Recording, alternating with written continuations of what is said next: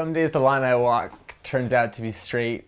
Other days the line tends to deviate. I've got no criteria for sex or race. I just want to hear your voice. I just want to see your face. Guess there's something wrong with me. Guess I don't fit in. No one wants to touch it. No one knows where to begin. I just want more than one membership to more than one club because I owe my life to the people that I love. So those aren't my words. Those are Ani DeFranco's from the song In or Out. And they were the opening lyrics to introduce my intro LGBT Studies class in the fall, which opened up all sorts of questions for the remainder of the semester. So who's demanding that Ani's desires fit into one category? Or what does it mean to even have a desire without criteria for sex or race?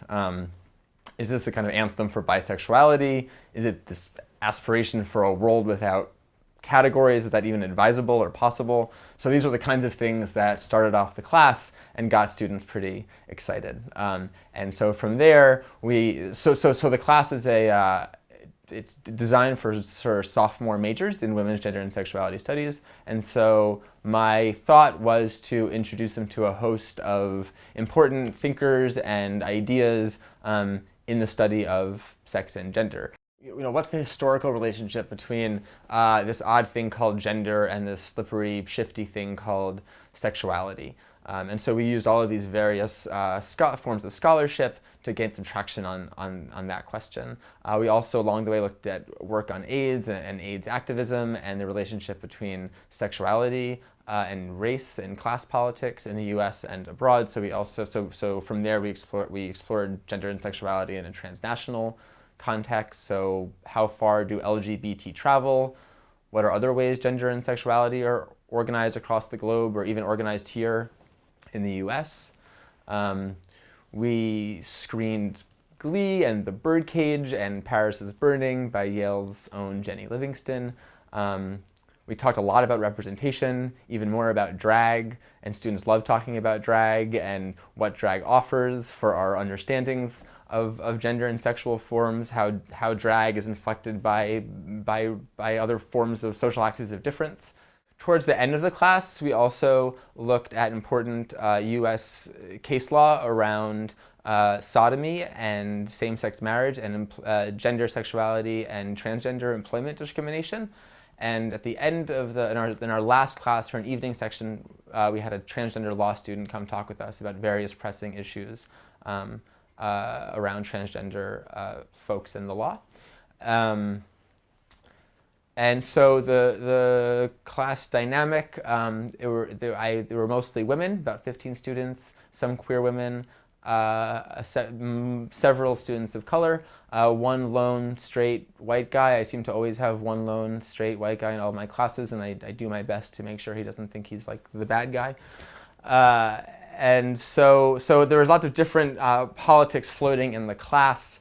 At some point it occurred to me that half the class sort of had this what I called gay affirmative mode, and the other half had this queer skeptical mode. So when we watched Glee or The Birdcage, the half of the class who were sort of just coming out or just thinking about their sexuality, all representational forms were like yay gay, and they saw their struggle in the form, and that was great and exciting. And the other half, their approach was sort of Glee is transphobic or femphobic or homophobic, and so both interpretations were a little bit too hasty. So over the course of the class, we were able to get to a better, more complicated elsewhere, which was great.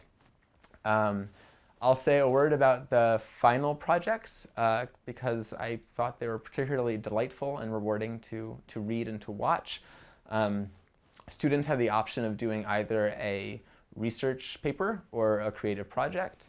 The research paper asked them to pick 4 topics that we didn't cover adequately enough in our syllabus. And my hope there was to kind of preempt well, you forgot about, this thing, like lizards and sexuality. And so if they wanted to explore lizards and sexuality, they could. But it actually turned out to be great. So we got all sorts of research papers on Native American sexualities and gay life in urban China. And then the creative projects were, you could do a poem or art or photography or any kind of artistic performance that in some way integrated the ideas and materials that circulated in our course. And those were just also outstanding.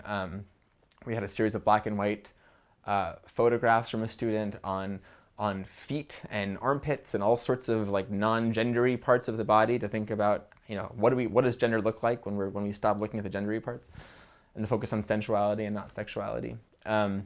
One student reported to be from the Homo Taliban, this kind of fictionalized queer terrorist group demanding freedom from hetero respectability and gay normativity. So feistiness was like a big, there was a lot of feistiness in the class that was both cultivated and then checked.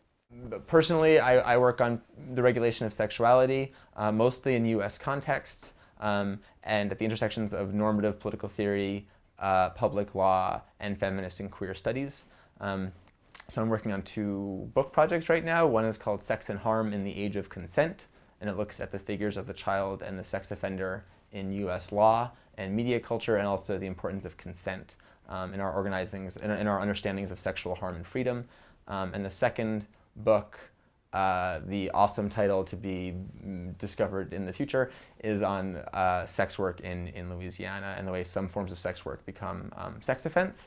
And in how that's transpired into my courses here, I teach a class on consent called Theories and Politics of Sexual Consent, which canvasses important political theory and feminist theory on consent, and then looks at different cases, so intergenerationality and queer sexualities and HIV transmission. And then we have particularly provocative sessions on zoophilia, which has become a favorite session for students because you learn all sorts of things about consent that you wouldn't expect to learn. And then I also taught a class called Sexuality and Social Justice this last semester, which was awesome, where we looked at really the central work in Anglican American theory on social justice and asked, well, how would sexuality alter this story, and what does it mean to think about sexual justice against the background of the dominant political philosophies on justice. One of the thinkers we encounter in Intro-LGBT Studies is Judith Butler. We won't have a seminar right now on Judith Butler and feminist theory, but as many of you know, and maybe some of you don't know, an important thought for her is gender as a series of practices.